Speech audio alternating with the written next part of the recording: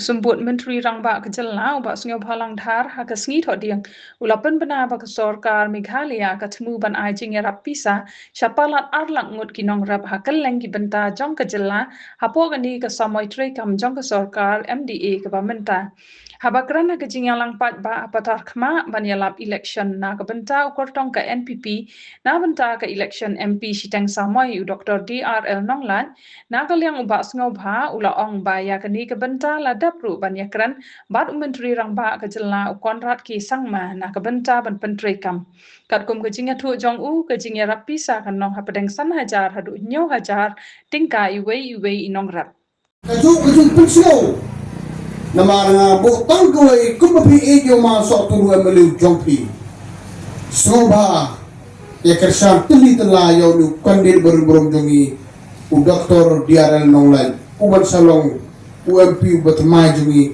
hagani election kebangsaan. Dan ini dia UMP nak kajuk sorkar, chief minister nak kajuk sorkar. Kar kumulong matahal din lapah ke ND patanas. Kak nong kajugar kumunyo. Na mo kini lomen semalakkan mentan.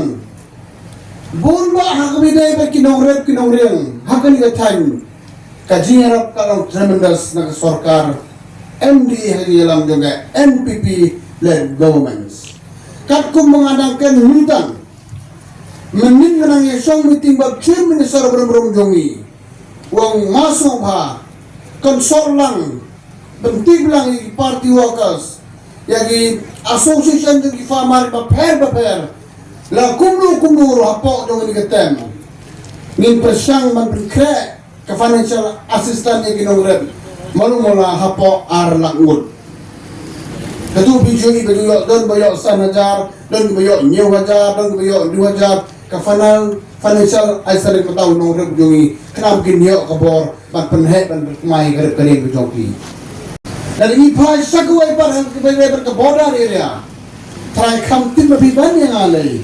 Kai sorkar lale hak bari ke border area hang ni tan bejongi. Bagi wei sorkar muswa Untuk ban sim decision nak mentaban suk pensan jangi pai bak jongi